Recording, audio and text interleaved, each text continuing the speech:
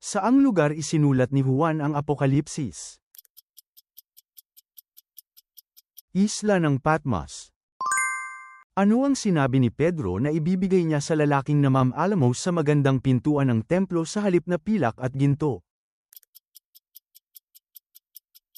Ang pangalan ni Hesukristo ng Nazare. Ilang beses hinampes ni Yoes ang lupa ayon sa ikalawang utos ni Eliseo, nang puntahan niya si Eliseo na may malubhang karamdaman. 3 beses. Bakit pinalayas ni Jesus ang mga mangangalakal mula sa templo?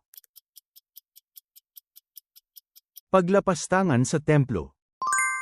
Aling daungang lungsod ang pinagupitan ni Pablo ng kanyang buhok bilang bahagi ng isang panata?